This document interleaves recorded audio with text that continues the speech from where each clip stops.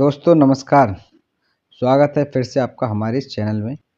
दोस्तों हम polity M Laxmikant book की सीरीज़ है इसको हम कवर कर रहे हैं। इस सीरीज़ में क्या है कि हर चैप्टर को कवर करेंगे और हर टॉपिक्स के सब टॉपिक्स को भी जो डिटेल में कवर करेंगे। अब हम जो इसमें चैप्टर नंबर जो कवर कर रहे हैं चैप्टर नंबर 17 और 17 में भी हम पहले जो 2 वीडियो हैं उनमें अपलोड जो की गई हैं उसमें मैंने क्या है कि इसका इलेक्शन प्रेसिडेंट के टर्म कैसे होता है, क्वालिफिकेशंस, प्रेसिडेंट की पावर एंड फंक्शंस, ये 3-4 टॉपिक्स को मैंने 2 सेपरेट वीडियो में कवर किया हुआ है। तो जिस किसी ने अगर वो वीडियो नहीं देखी तो पहले एक बार उसे देख लें। उसके बाद आज का जो हम इस जो वीडियो है इस वीडियो में हम कवर करेंगे जो वीटो पावर्स होती हैं प्रेसिडेंट की, वीटो पावर ऑफ प्रेसिडेंट, इसको हम इस वीडियो में कवर करेंगे। तो चलिए शुरू करते हैं बिना किसी देरी के। तो वीटो पावर है प्रेसिडेंट की, क्या कहता है कि भाई a bill passed by the parliament can become an act only if it receive the assent of the president. ये क्या कह रहे हैं कि जो बिल है, जो पार्लियामेंट के द्वारा बिल कोई भी बिल पास किया जाता है वो एक्ट जब तभी बनता है जब उस पर प्रेसिडेंट की सहमति जो है वो मिल जाती है, तभी जाकर वो क्या है एक एक्ट बनता है। When such a bill is presented to the President for his assent, he has 3 alternatives under Article 111 of the Constitution। तो आर्टिकल 111 है हमारे संविधान का, वो प्रेसिडेंट को पावर देता है और ये 3 तरह की पावर देता है कि किसी भी बिल जो उसके सामने लाया गया है, पार्लियामेंट ने जो बिल पास किया है, फिर वो प्रेसिडेंट के पास जब लाया जाता है उसकी सहमति के लिए, तो प्रेसिडेंट के पास 3 ऑप्शंस होते हैं। पहला भाई ऑप्शन क्या है कि ही में give his assent to the bill, कि पहली तो यही है कि वो उस बिल पर अपनी एसेंट जो है दे दे। दूसरा पावर है उसके पास ही में विद होल्ड हिज एसेंट, ये विद होल्ड कि अपनी जो एसेंट है, अपनी सहमति जो है उस बिल पर विद होल्ड करके रख ले। तीसरा है ही में रिटर्न दी बिल, कि वो जो बिल है उसको वो वापस कर दें। If it is not a money bill, यदि वो बिल मनी बिल नहीं है तो उस बिल को वो क्या है पार्लियामेंट के पास को वापस कर दे। और उसके पीछे कारण क्या होता है कि for the reconsideration of the parliament, कि पार्लियामेंट जो है एक बार दोबारा से उसे विचार करे। However if the bill passed again by the parliament with or without amendment and again presented to the president must give his assent to the bill. Suppose करो प्रेसिडेंट के पास कोई बिल आया, प्रेसिडेंट ने क्या है उसे वापस कर दिया प्रेसिडेंट पार्लियामेंट के पास, वही एक बार दोबारा से इसको रिकंसिडर करके देख लो कि ये बिल तुम्हारे हिसाब से ठीक है, कहीं जल्दबाजी में तो पास नहीं किया गया है। अगर मान लो पार्लियामेंट ने क्या है कि वो बिल दोबारा से पास कर दिया, चाहे तो उसमें कुछ थोड़े बहुत चेंजेस अगर उन्हें करने थे चेंज कर दिए, या उनमें कुछ बिना चेंज किए उस बिल को दोबारा से वो पास कर देते और प्रेसिडेंट के पास वो बिल आ जाता है, तो ऐसे केस में क्या है कि प्रेसिडेंट को अपनी जो सहमति है उस बिल पर देनी ही होगी। Thus, the President has the veto power over the bill passed by the Parliament. That is, he can withhold his assent to the bill. अब जो वीटो पावर है, वीटो पावर देने का पीछे क्या कारण है भाई, ऐसी पावर क्यों दी गई है? और फिर एक पावर जो दी गई है कि एक बार तो मना कर सकता है लेकिन दूसरी बार कोई बिल आता है पास होके तो उसे देनी पड़ती है। तो इसके पीछे मेन रीजन क्या है वीटो पावर देने का? तो 2 रीजन बताए गए हैं। पहला तो यही है कि the to prevent hasty and ill considered legislation by the parliament, कि भाई पार्लियामेंट क्या है, सरकार जो बनकर आती है उन्होंने क्या है कि जल्दबाजी में क्या है कि उनको ये ठीक लगा तो ये कानून बनाया। अभी पीछे देखा होगा जो फार्मर प्रोटेस्ट चला था, तो भाई किसानों के जो 3 बिल थे, उन बिल को क्या है सरकार को वापस लेना पड़ा था। तो इसी तरीके की जो हैस्टी और इल कंसिडरेशन लेजिस्लेशंस होती हैं, इनको रोकने के लिए ये एक वीटो पावर प्रेसिडेंट को दी गई है। दूसरा क्या रीज़न है? To prevent a legislation which may be unconstitutional हो, कि भाई कुछ ऐसे लोग जो जल्दबाजी में सरकार, भाई एक पूर्ण बहुमत की अगर सरकार है तो वो जो चाहे वो उतना भी चेंजेस जो है वो कॉन्स्टिट्यूशन में कर सकती है। तो ऐसे बिल, अगर कोई भी बिल जो अनकॉन्स्टिट्यूशनल है तो उनको भी रोकने के लिए ये जो पावर है वीटो पावर प्रेसिडेंट को दी गई है। अब आज के समय में अगर हम बात करें तो जितनी भी जो डेमोक्रेटिक कंट्रीज हैं, डेमोक्रेसी वाली जो कंट्री हैं, उनमें 4 तरह की वीटो पावर्स दी हुई हैं। कौन कौन सी? Absolute veto power, qualified veto power, suspensive veto और पॉकेट वीटो। लेकिन इंडिया के केस में क्या है कि इंडिया के केस में केवल और केवल 3 ही वीटो हैं और वो देखेंगे हम कौन सी हैं। जैसे अगर मैं यही बताता हूँ आपको, एब्सोल्यूट वीटो इंडिया के प्रेसिडेंट के पास पावर है, सस्पेंसिव है और पॉकेट है। ये क्वालिफाइड वीटो का जो कॉन्सेप्ट है वो इंडिया के प्रेसिडेंट के पास नहीं है ये पावर। ये केवल और केवल कहाँ है, अमेरिका के राष्ट्रपति के पास। तो एब्सोल्यूट पावर वीटो का मतलब होता है withholding of assent to the bill passed by the legislature. ये लेजिस्लेचर के द्वारा जो भी बिल पास किया गया है उस पर अपनी एसेंट को विद होल्ड करना, इसी को क्या कहते हैं, एब्सोल्यूट वीटो। क्वालिफाइड वीटो का मतलब होता है which can be overridden by the legislatures with a higher majority, की द्वारा से क्या है कि उसको पास कर देना, एक हायर मेजोरिटी से पास कर देना। सस्पेंसिव का विच can be overridden by the legislature with the ordinary majority, एक साधारण बहुमत के द्वारा से कोई भी बिल को पास करना। पॉकेट वीटो का मतलब है कोई भी एक्शन ना लेना, taking no action on the bill passed by the legislatures, मतलब लेजिस्लेचर के द्वारा जो भी बिल पास किया गया है उस पर कोई भी एक्शन ही ना लेना, इसको कहते हैं पॉकेट वीटो।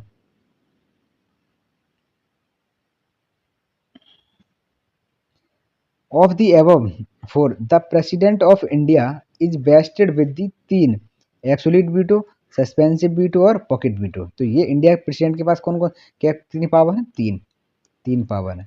एक तो है एब्सोल्यूट, दूसरी है सस्पेंसिव और third one is pocket veto. तो इंडिया के जो प्रेसिडेंट हैं वो इन 3 पावर को एंजॉय करते हैं।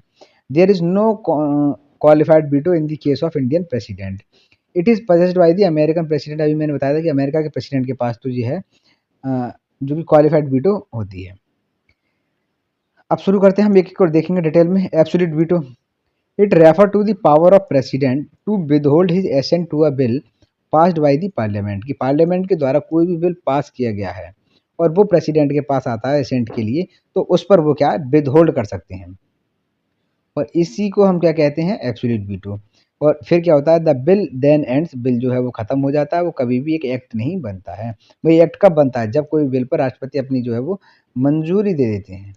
हाँ साहब ठीक है, लो मैंने अपनी इस पे साइन कर दिया साहब, तो वो क्या एक एक्ट बन जाता है। तो अगर प्रेसिडेंट विदहोल्ड कर कर अपने पास रखते हैं तो बिल जो है वो खत्म हो जाता है, कोई एक्ट नहीं बन पाता है। ऐसा 2 केस में किया जाता है। पहला तो जब कि with respect to a private members bill, यदि कोई भी बिल प्राइवेट मेंबर के द्वारा पेश किया गया और वो पास कर दिया गया है। प्राइवेट मेंबर का मतलब है कि कोई भी मेंबर जो एक मिनिस्टर नहीं है, जो एमपीस होते हैं, member of parliament other than a minister, तो वो सब क्या होते हैं, प्राइवेट मेंबर्स। तो कोई भी बिल अगर प्राइवेट मेंबर के द्वारा पास किया गया है तो इस केस में वो क्या है, विदहोल्ड कर देते हैं। नेक्स्ट है with respect to the government bill, when the cabinet resign and the new cabinet advise the president to not to give his assent to the bill. Suppose करो कोई गवर्नमेंट बिल है, मतलब क्या है कि कोई भी एक मिनिस्टर के द्वारा जो है वो इंट्रोड्यूस किया गया था और वो फिर वो बिल पास हो जाता है, प्रेसिडेंट के पास आता है वो एसेंट के लिए।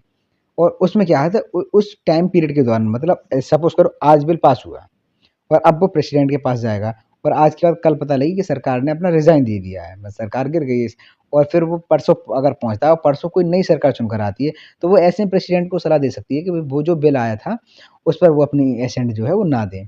तो इन 2 केसेस में इस पावर का यूज़ किया जाता है। ये पावर यूज़ की गई थी कब, 1954 में, जब प्रेसिडेंट थे doctor Rajendra Prasad, withheld his assent to the PEPSO appropriation bill.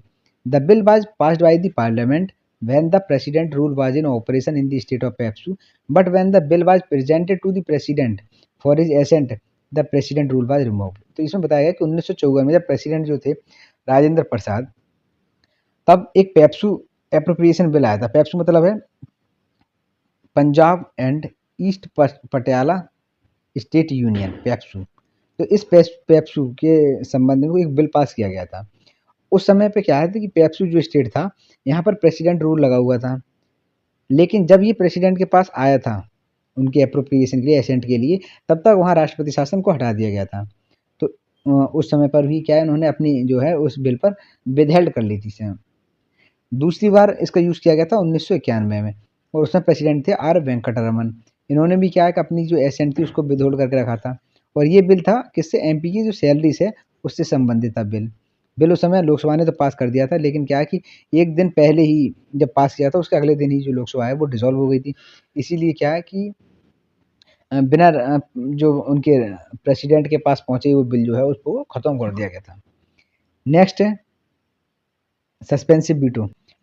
Suspensive veto में क्या है कि the president exercise this veto when he return a bill for reconsideration of the parliament. देखो नाम से पता लग रहा है सस्पेंस। सस्पेंसिव का मतलब है कोई भी एक सस्पेंस मतलब क्या है कि एक संदेह है। और जब कभी भी प्रेसिडेंट को किसी भी बिल पर डाउट होता है तो वो दोबारा से रिकंसिडरेशन के लिए वो बिल को वापस कर देते हैं। However if the bill is passed again by the parliament with or without amendment and again present to the president, it is obligatory for the president to give his assent to the bill. This means that the president veto is overridden by a repassage of a bill by the same ordinary majority. इसका मतलब क्या है कि suspensive veto को ही एक बार bill आया, president ने वापस कर दिया, फिर वो क्या पार्लियामेंट में पहुंचा, पार्लियामेंट ने उसमें कोई भी संशोधन करने थे करे या बिना करे उसको फिर से पास कर दिया। और वो उतनी ही मेजोरिटी से जितना पहले पास किया गया था उसी सेम मेजोरिटी से अगर उसको पास करके दे देते हैं तो ऐसे में प्रेसिडेंट को जो क्या है कि उस पर बिल पर अपनी एसेंट देनी ही होती है। लेकिन इंडिया वहीं अगर हम बात करें अमेरिका के केस में, तो यदि कोई भी बिल अगर वापस कर दिया जाता है और वो अगर दूसरी बार जब पास किया जाता है पार्लियामेंट के द्वारा, तो वो उससे हायर मेजॉरिटी के द्वारा पास किया जाएगा। लेकिन इंडिया के केस में ऐसा नहीं है। वो क्या है कि वो सेम जो ऑर्डिनरी मेजॉरिटी है, जितनी मेजॉरिटी के साथ पहले पास किया गया था, उतनी ही मेजॉरिटी के साथ वो दोबारा से पास कर देते हैं और फिर राष्ट्रपति अपनी परमिशन उसे वो एसेंट जो है वो दे देते हैं। As mentioned earlier, the president does not possess this veto in the case of money bill. Money bill के केस में तो है ही नहीं कि वो वापस कर ही नहीं सकते बिल को। The president can either give his assent to a bill or withhold his assent to a bill but can not return the. मतलब क्या है कि उसे दे देते हैं या फिर विदहोल्ड कर लेते हैं लेकिन रिटर्न नहीं करते मनी बिल को, क्योंकि उनकी president give his assent to a bill as it is introduced in the parliament with his previous permission. मतलब क्या है कि उनकी परमिशन से ही इसको पार्लियामेंट में लाया जाता है। तो ऐसे पर क्या विचार हो कि हमने तुमसे कहा बिल लो, बिल लेकर आओ, बाद में आप कह रहे हो कि नहीं हम इसको अपनी सहमति नहीं देंगे। तो ये तो एक तरीके से मतलब ठीक नहीं होगा। तो इसीलिए मनी बिल पे परमिशन उन्हें देनी ही होती है। नेक्स्ट है वीटो पॉकेट वीटो। इस केस में द प्रेसिडेंट नाइदर रेटिफाई और नॉर रिजेक्ट, ना ही तो वो पास करते हैं और ना ही रिटर्न। देखो यहाँ 3 शब्द है, neither ratify nor reject nor return the bill but simply keeps the bill pending for a indefinite period. तो क्या है कि एक इनडेफिनिट पीरियड के लिए अपने पास वो बिल को रख लेते हैं। This power of president not to take any action either positive or negative on the bill is known as the pocket veto. तो पॉकेट का क्या है कि जैसे पता लगी जेब में लिया और बिल डाल दिया, उस पर कोई भी एक्शन ही ना लेना, इसी को कहते हैं हम pocket veto. The president can exercise this veto power as the constitution does not prescribe any time limit within which he has to take a decision with respect to a bill present to him for his assent. लेकिन in the case of USA on the other hand, the president has to return the bill for reconsideration within the 10 days. अब India के case में कोई भी एक time limit नहीं है, एक इंडेफिनिट पीरियड के लिए क्या है वो उस पर कोई भी एक्शन नहीं ले सकता, ना ही उसे वापस करेगा, ना ही उसे रेटिफाई करेगा और ना ही उसे कोई रिजेक्ट करता है। इंडिया के केस में कोई भी एक टाइम लिमिट नहीं है, ठीक है, कि इतने समय के अंदर उसे कोई ना कोई अपनी एक्शन लेनी ही होगी उस बिल पे। लेकिन अमेरिका के केस में देखें तो अमेरिका में क्या है कि 10 दिन के अंदर अंदर उस बिल को अगर कोई भी एक्शन नहीं लेते हैं तो उसे वापस करना होगा और टाइम लिमिट क्या है अमेरिका में 10। लेकिन इंडिया में ऐसी कोई भी टाइम लिमिट नहीं है। Hence it is remarked that the pocket of Indian president is bigger than that of America president. तो इसीलिए कहा जाता है कि भैया भारत के राष्ट्रपति की जो जेब है वो जेब जो है वो बड़ी है अमेरिका के प्रेसिडेंट से, क्योंकि अमेरिका के प्रेसिडेंट को 10 दिन के अंदर ही अंदर बिल को वापस करना होता है, जबकि इंडिया के प्रेसिडेंट को इनडेफिनिट टाइम मतलब कोई भी टाइम लिमिट नहीं है।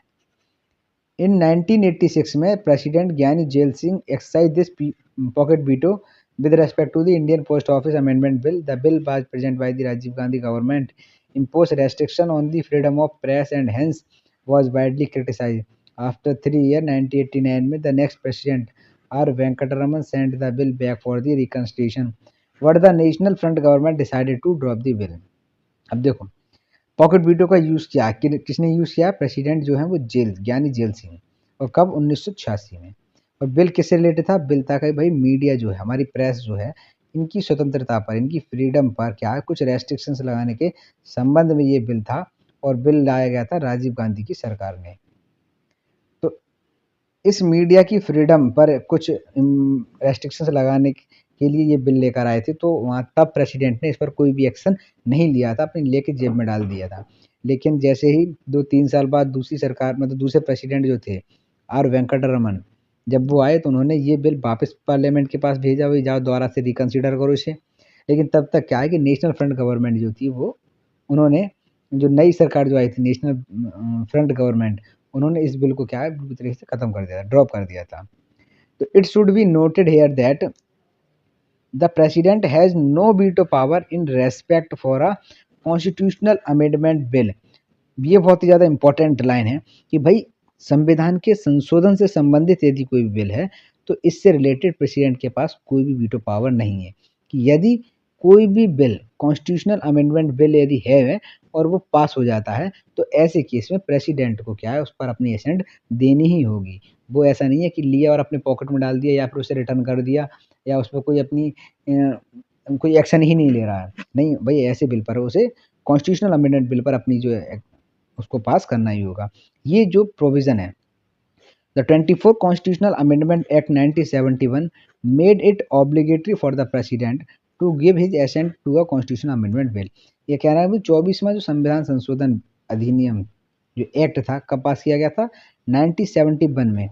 ये जो है वो प्रेसिडेंट को एक बाध्य करता है कि यदि कोई भी संविधान से संशोधन बिल अगर आता है तो उस पर इन्हें प्रेसिडेंट साहब को अपनी सहमति जो है वो देनी ही होगी। तो आपको ये याद रखना है कब 24 कॉन्स्टिट्यूशनल अमेंडमेंट एक्ट जो है 1971, ये बेसिकली क्या है प्रेसिडेंट को बाध्य करता है कि वो जो है संविधान संशोधन बिल पर अपनी एसेंट दें। नेक्स्ट है presidential veto over the state legislatures. यदि ये राज्यों के द्वारा कोई भी बिल अगर पास किया जाता है तो उससे संबंधित प्रेसिडेंट की वीटो पावर क्या है? तो the president has veto power with respect to a state legislation also. A bill passed by the state legislature can become an act only if it receives the assent of the governor or the president in case the bill is reserved for the consideration of the president। तो ये कह रहे हैं कि यदि किसी भी राज्य की जो विधानमंडल है उनके द्वारा कोई भी बिल पास किया जाता है और गवर्नर के पास भेजा जाता है उसकी सहमति के लिए, तो गवर्नर या उस बिल को रिजर्व करते हैं प्रेसिडेंट के लिए। तो ऐसे में प्रेसिडेंट के पास क्या क्या ऑप्शंस हैं उनको हम पढ़ेंगे। When a bill passed by the state legislature is presented to the governor for his assent, governor के पास अगर कोई भी बिल आता है तो आर्टिकल 200 में क्या है अपनी सहमति देना, assent on the bill to the bill. भाई यहाँ गवर्नर देते हैं अपनी सहमति किस आर्टिकल के अंतर्गत 211 के। वहीं अगर हम बात करें प्रेसिडेंट की तो प्रेसिडेंट कौन आर्टिकल में दिया गया है? आर्टिकल 111 से अपनी सहमति देते हैं। तो प्रेसिडेंट जो गवर्नर के पास चार ऑप्शन होते हैं क्या कि वो एक तो अपनी सहमति दे दें, एसेंट कर दें, विदहोल्ड करके रखें अपनी एसेंट, रिटर्न कर दें बिल को, और चौथी जो है वो क्या है कि वो रिजर्व करके रखें उस बिल को फॉर द कंसिडरेशन प्रेसिडेंट के लिए, उस बिल को रिजर्व कर लें। अब साहब अगर प्रेसिडेंट को रिजर्व किया गया है तो प्रेसिडेंट के पास क्या ऑप्शन है? तो इसमें दिया गया है ये टेबल जो है ना वो बहुत ज़्यादा इंपॉर्टेंट और ये हमें हेल्प करती है लास्ट टाइम पे। कि लास्ट टाइम पे देखो समय होता है कम, डिटेल पढ़ने की जगह क्या होती है कि हमें जो शॉर्ट में जो दी हुआ है या तो आप नोट्स बना लो, और पॉलिटी तो खुद ही एक जो लक्ष्मीकांत की जो बुक है वो तो खुद ही एक क्या है कि नोट्स फॉर्म में है, तो इसमें तो बार बार नोट्स बनाने की जरूरत नहीं है, आपको क्या है 2 से 3 बार इसे पढ़ना ही है। तो veto power of the president at a glance देखते हैं। सेंट्रल लेजिस्लेशन मतलब केंद्र से संबंधित यदि कोई बिल है, और राज्य का बिल, यहाँ पर है कि भाई केंद्र सरकार के द्वारा लाए गए बिल। अगर कोई भी ऑर्डिनरी बिल है और केंद्र सरकार का बिल है तो प्रेसिडेंट क्या करता है भाई रेक्टिफाइड कर देता है, रिजेक्ट कर देता है, रिटर्न कर देता है, 3 ऑप्शन है उसके पास। ऐसे यदि कोई स्टेट का बिल है उसको रेक्टिफाइड कर देगा, रिजेक्ट कर देगा और रिटर्न कर देगा। लेकिन मनी बिल से संबंधित यदि कोई बिल है तो उसको उसे रेक्टिफाइड करना ही होगा, रिजेक्ट कर सकता है लेकिन रिटर्न नहीं कर सकता। 2 ऑप्शन है, पास करना होगा या रिजेक्ट कर दे वो, लेकिन रिटर्न नहीं कर सकता। और अगर आपको ये बताना अगर वो किसी भी मनी बिल को प्रेसिडेंट अगर रिजेक्ट कर देता है तो इसका मतलब क्या है? सरकार का गिर जाना, कि सरकार का बहुमत नहीं है, बहुमत वो खो चुकी है, तभी तो उसका जो बिल है मनी बिल पास नहीं हो पाया। दूसरा क्या है अगर राज्य का आता है तो उसको रेक्टिफाई करता है, रिजेक्ट करता है, लेकिन रिटर्न उसको अभी नहीं करता है। अब with regard to the amendment bill, amendment bill से संबंधित क्या है? तो इससे तो भाई है एक बात कि can only be rectified, that is can not be rejected now return. संविधान से संशोधन बिल, संविधान संशोधन जो बिल हैं उनको तो राष्ट्रपति क्या है पास करेगा, इसको वापस नहीं कर सकता और ना ही इसको क्या रिजेक्ट कर सकता है, तो इसको वापस करना वो पास करना ही होगा। और स्टेट की केस में देखें तो भाई राज्य सरकार जो होती है, राज्य के विधानमंडल थोड़ी ना कोई संविधान में संशोधन का बिल लेकर आते हैं, ये तो पावर केवल किसके पास है, पार्लियामेंट के पास है। तो ऐसा कोई भी बिल राज्य के द्वारा नहीं लाया जाता है। When a bill is reserved by the governor for the consideration of the president has 3 alternative under the article 201। देखो भाई यहाँ ध्यान रखना है, प्रेसिडेंट के पास 2 पावर है। एक तो आर्टिकल 111 में है, सही है, और दूसरा जो है वो है आर्टिकल नंबर 201। आर्टिकल 111 क्या कहता है कि ये जब कोई भी पार्लियामेंट ने बिल बनाया है, पार्लियामेंट का बिल है, उस पर अपनी जो एसेंट देगा उससे संबंधित पावर्स जो है वो 111 में। 201 में है स्टेट की जो लेजिस्लेचर्स होती हैं, इनका कोई बिल है और इन्होंने जब बिल पास किया है तो उससे रिलेटेड अगर उसे अपनी सहमति देनी है या कुछ भी करना है, एक्शन लेनी है, तो वो दी गई है 201 में। तो ये दोनों ही आपको याद करनी है, प्रेसिडेंट की पावर जो आर्टिकल 111 में और ये 201 में दी गई है। तो भाई 201 के अनुसार क्या है कि राज्य के द्वारा कोई भी बिल अगर भेजा जाता है और गवर्नर उसको रिजर्व करते हैं प्रेसिडेंट के लिए, तो प्रेसिडेंट अपनी एसेंट दे भी सकते हैं, उस पर विदहोल्ड भी कर सकते हैं और डायरेक्ट एक आदेश दे सकते हैं गवर्नर को कि वो बिल जो है वो वापस कर दे, यदि वो बिल नहीं, मनी बिल नहीं है तो, फॉर द रिकंसिडरेशन के लिए। ठीक है, रिकंसिडरेशन के लिए गवर्नर कह सकते हैं इसे वापस कर दो। लेकिन अगर मान लो अगर गवर्नर ने, राष्ट्रपति साहब ने कहा भाई गवर्नर साहब इसे वापस कर दो, दोबारा से वो कंसिडर करें, और ऐसे में राज्य की जो विधानसभाएं हैं वो उसे पास कर देती हैं दोबारा से बिल, और फिर गवर्नर साहब के पास आता है, गवर्नर साहब कहते हैं लो राष्ट्रपति साहब तुम्हारे पास ये फिर आ रहा है बिल। तो ऐसे केस में प्रेसिडेंट जो है कोई बाध्य नहीं है कि उस बिल पर अपनी सहमति दें। तो इसमें दे रखा है the president is not bound to give his assent to the bill. इसका मतलब है the state legislature can not override the veto power of the president.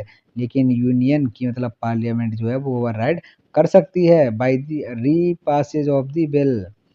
Further the constitution has not prescribe any time limit with respect to the president has to take a decision with respect to a bill reserved by the governor for his consideration.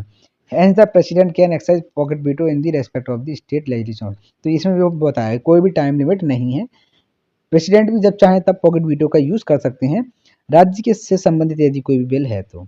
अभी हमने ऊपर की जो table है, table number 70.2, इसमें अभी हमने पढ़ा था कि स्टेट्स और पार्लियामेंट रिलेटेड जो भी बिल हैं उनसे संबंधित अभी हमने पढ़ा ही है। तो इस तरीके से जो प्रेसिडेंट साहब की वीटो पावर है वो ख़त्म होती है इस वीडियो में, जो वीटो पावर है वो ख़त्म होती है। नेक्स्ट जो वीडियो होगी उसमें हम जो प्रेसिडेंट की ऑर्डिनेंस मेकिंग पावर जो है, ऑर्डिनेंस मेकिंग पावर, उसको पढ़ेंगे और जो भी बकाया रेस्ट ऑफ द टॉपिक जो है इसमें बचता है टॉपिक्स जो है प्रेसिडेंट के, वो नेक्स्ट वीडियो में हम कवर करेंगे। कोशिश ये है कि जो चौथी वीडियो आएगी ना, नेक्स्ट वीडियो होगी वीडियो नंबर 4, इसमें जो है वो पूरा कंप्लीट कर देंगे हम प्रेसिडेंट को, कंप्लीट कर देंगे प्रेसिडेंट को। और उसके बाद देखते हैं आगे का जो, इसके बाद एक वीडियो में लेके आऊँगा उसमें प्रेसिडेंट से रिलेटेड जो भी क्वेश्चंस पूछे गए हैं, स्टेट पीसीएस में है, चाहे वो उत्तर प्रदेश का हो, बिहार का, उत्तराखंड के हो, और आरओ है इससे रिलेटेड है, और जैसे कि एसएससी वगैरह में जो भी क्वेश्चन पूछे गए हैं प्रेसिडेंट से रिलेटेड उसको हम कवर करेंगे एक वीडियो में।